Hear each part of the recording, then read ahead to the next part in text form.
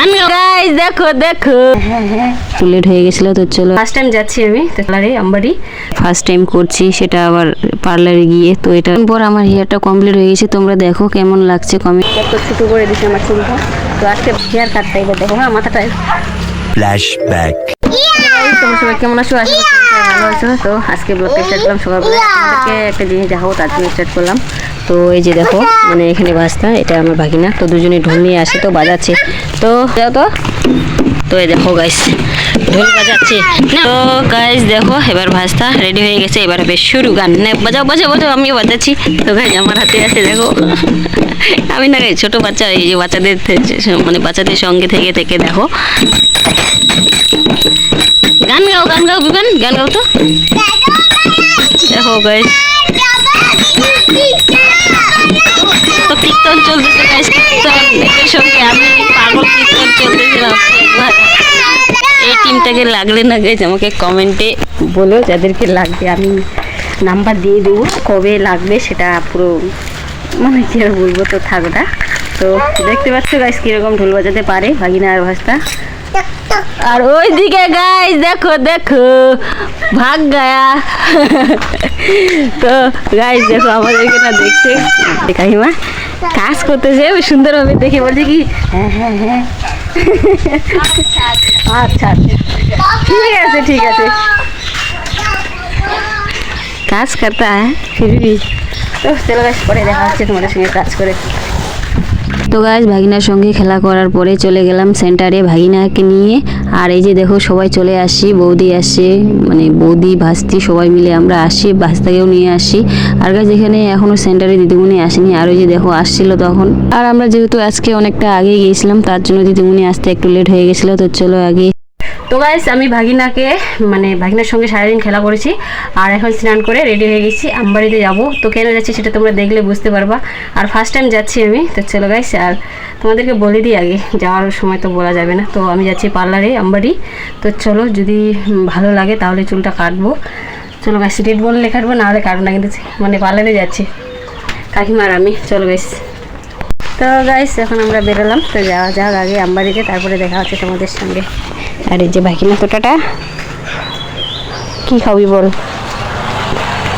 আমাদের কিছু লাগবে না আনতে আরে বিবা যাবি আয়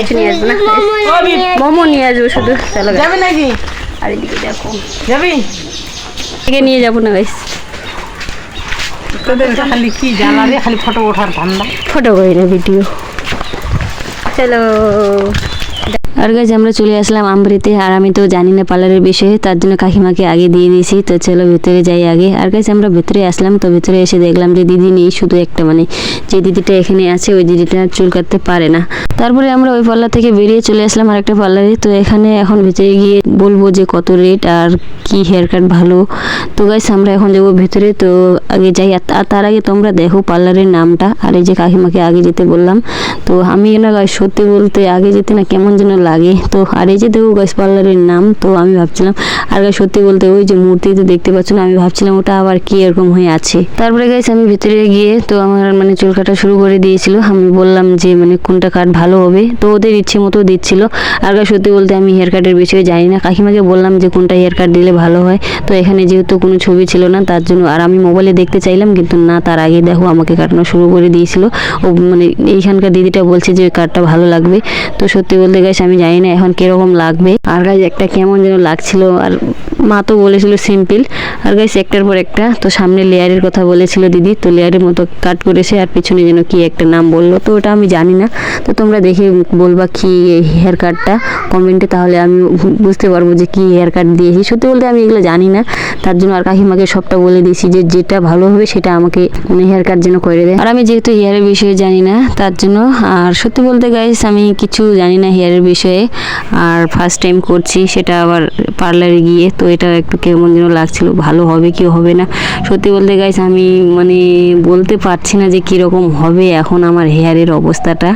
তো বাড়ি গিয়ে রিয়েকশনটা দেখবো কিরকম। তার আগে তোমরা কমেন্টে বলবো আমাকে এই হেয়ারটা কেমন লাগে। আর গাইস অনেকক্ষণ পর আমার হেয়ারটা কমপ্লিট হয়ে গেছে, তোমরা দেখো কেমন লাগছে কমেন্টে একটু বলবা। আর গাইস দেখো এটা দেখার পরে না গাইস আমার এত খারাপ লাগছে যে কি আর বলবো। আমার মানে ভেতরে একটা কান্না চলে আসে যখন আমি হাতটা দিয়ে চুলগুলো এসে করলাম, যে এত হালকা করছে। আর তখন তো আমি বুঝতে পারিনি ভিডিওটা যখন করছিল, পিছনে আমি দেখতে পারিনি, কিন্তু বাড়ি এসে যে দেখলাম না গাইস সত্যি আমার কান্না চলে আসতেছে। মানে এত দিনের চুলগুলো আমার সবগুলো ছোট হয়ে গেছে। আমি ভাবতে পারছি না, আমি শুধু সিম্পল করতে চেয়েছিলাম যে সামনের দিকে একটু লেয়ারের মতো থাকবে আর পিছনে সিম্পল, কিন্তু না এখানে দেখো আমি মানে আমার মাথা খারাপ হয়ে গেছে গাইস। আর গাইস আমি একটাই কথা বলবো, আমার মতো ভুল কেউ করো না গাইস।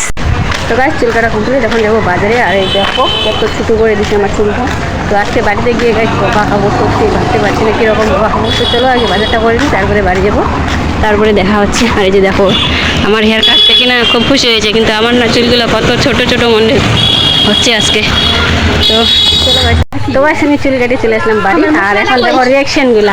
তো কেমন লাগছে আমাকে। তো গাইস আমার হেয়ার কাটটা এবার দেখো, হ্যাঁ মাথাটা বের হয়ে গেল। সবাই কিন্তু হেয়ারের খটাবে। আর এই যে দেখো আমার হেয়ার দেখে গাইস, ওই যে নাও নিয়ে দিয়েছে। তো এখানে আমাদের বাড়ি হচ্ছে। তো চলো আমি স্নান করে বেরোবো আবার এক জায়গায়। তো চলো গাইস তোমাদের সাথে দেখা হচ্ছে নেক্সট ব্লগে। আজকের ব্লগটা এখানে সমাপ্ত। টাটা, আমি স্নান করবো, অনেক লেট হয়ে যাবে না হলে ব্লগটা। চলো গাইস টাটা।